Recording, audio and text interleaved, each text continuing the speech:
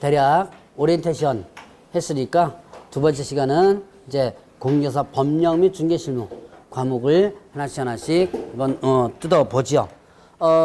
이제 제 과목이 지금 계속 안 나오죠 지금.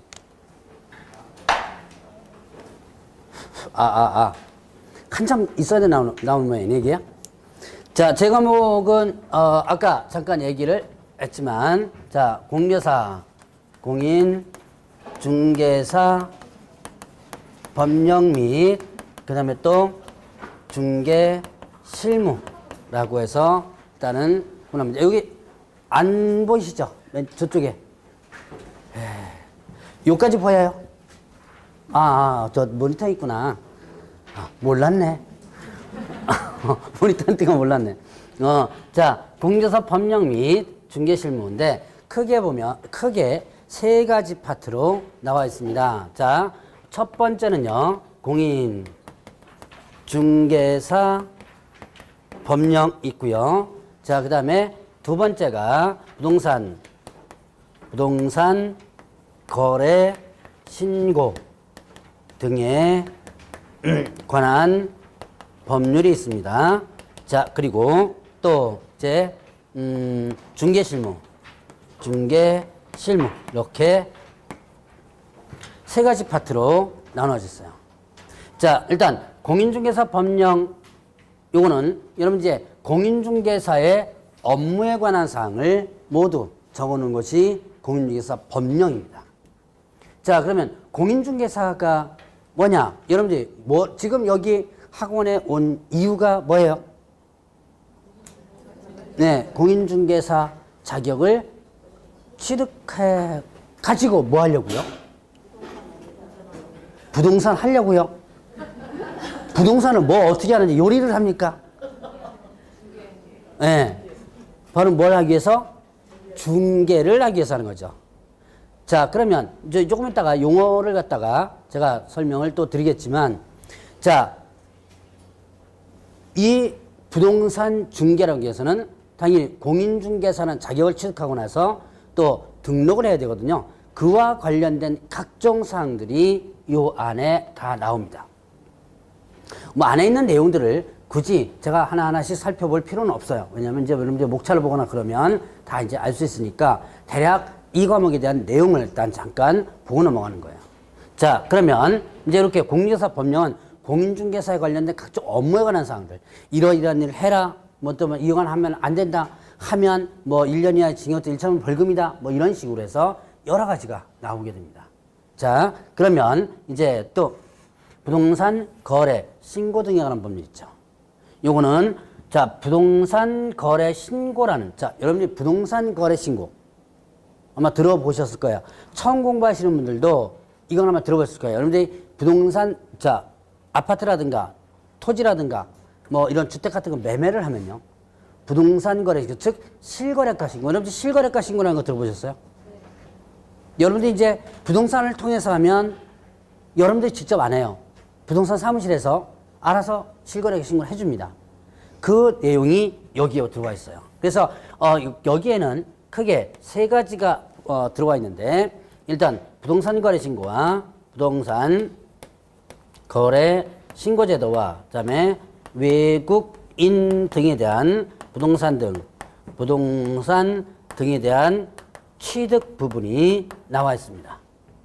그다음에 또 하나가 뭐가 있냐면 토지거래 허가 있어요. 토지거래 허가, 이렇게 크게 세 가지 파트가 나와 있는데, 자, 이렇게 실거래가 신고와 관련된 부분이 있고요. 그다음에 외국인에 대한 부분.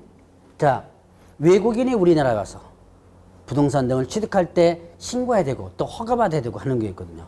그러니까 외국인이 우리나라에서 부동산 취득하면 우리나라에서는 이 사람들을 관리를 해줘야 돼요. 그래서 그런 것들이 있고, 자, 어떤 특정 지역에 토지에 대해서 투기가 일어난다라고 한다면 토지거래에 대한 허가 지역으로 지정해서 허가를 받도록 하고 있거든요. 자, 그런 내용들이 나와 있어요. 자, 그러면 중개실무는 그러면 어떤 내용이 나왔느냐? 이거는 자, 실무와 관련된 부분이죠. 여러분들이 공인중개사 자격 취득해가지고 뭘 한다면 직접 등록하고 필드에 나간다 그래요. 현장에 나간다 그러거든요. 그러면 뭘 하는 거다? 실무를 하는 거예요. 바로 그 실무와 관련된 각종 내용들이 나오는데, 근데 시험 문제에서는 중개 실무와 관련된 부분이 다른 과목과 다 짬뽕이 됩니다. 어떤 내용이 나오냐? 민법 내용 나와요. 부동산학 개론 문제 나옵니다. 개론 문제도 가끔씩 다 나와요. 공법 문제 잘 나옵니다. 자, 공시, 그 다음에 세법 문제도 곧잘 나와요. 그러니까 이거는 어떻게 된 거예요, 지금? 다른 과목에서 이미 다 배운 것들이죠? 그래서 이거를 그냥 그 과목에서 나오면 되는데 왜 굳이 여기서 지금 집어넣는지 몰라요. 어쨌든 이렇게 나와요. 민법 문제, 그 다음에 또 개론 문제도 가끔 나오고, 주로 이제 많이 민법과 공법 문제가 주로 많이 나와요. 이제 개론 문제도 가끔 나오고, 이것도 가끔 튀어나옵니다. 자, 그럼 이거는 제가 많이 다루지는 않아요. 왜? 이거는 이미 담당 선생님들이 다 있죠? 예, 그래서 이제 물론 이제 중요한 부분들은 다루게 됩니다. 그래서 이렇게 나오고요. 자, 그 다음에 또 그 외에도 중개 실무에는 뭐가 있느냐? 바로 경매, 공매. 경매와 관련된 부분이 나와요. 그래서 경매 절차라든가 이런 부분들에 대해서 이제 공부를 하게 될 겁니다. 경매 부분이 한때는 출제 빈도가 3문제, 4문제씩 나왔던 때가 있었어요. 옛날에는. 근데 요즘은 빈도수가 좀 떨어져서 그런데요. 어쨌든 경매는 제 강의는 시험용 강의이기 때문에 경매 실무가 아니에요. 예, 여러분들 혹시 지금 경매를 경험하신 분들 같은 경우는 적응이 좀 빠를 거고, 처음 공부하시는 분들은 이제 상당히 경매 부분이 좀 헤매는 부분이 있긴 있는데, 어쨌든 시험용 강의이기 때문에 실무 쪽의 강의가 아니에요. 그래서 아마 이 기초 강의를 잘 들어놓으시면 여러분 나중에 실무할 때 요긴하게 써먹을 내용들이 아마 좀 있을 겁니다. 아마. 자, 어쨌든 요렇게 3가지 편으로 나오는데요. 그럼 출제 빈도는 어떻게 되느냐? 공인중개사 법령과 부동산 거래 신고 등에 관한 법률, 요 둘을 묶어서, 자, 이제 그 인력공단에서 이제 위탁받아가지고 하는데, 거기서는 몇 프로를 출제하겠다고 되냐면, 28일 기준으로 한다면, 요번 시험이었죠? 작년 시험 28일 기준으로 한다면, 70% 내외에서 출제하겠다, 이렇게 공표를 했습니다. 그 다음에 중개실무를 30%, 요거를 30% 내외에서 출제하겠다라고 공표했었어요. 내외니까 적을 수도 있고 많을 수도 있죠. 그런데 요번에 실제 뚜껑을 열어본 결과, 자, 공인중개사 법령 요 파트가 29문제 나왔고요. 부동산 거래 신고 등의 법령 파트가 5문제가 나왔어요. 요건 올해 제가 한 6문제 정도 나오지 않을까라고 했었는데 어쨌든 5문제 나왔습니다. 자, 그리고 몇 문제예요, 지금?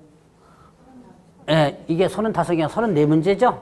그리고 요게 6문제가 나왔어요. 중개실무가 요번에 많이 떨어졌습니다. 근데 예전에는 중개실무 문제가 상당히 많이 출제되기도 해요. 10문제까지 출제되기도 합니다.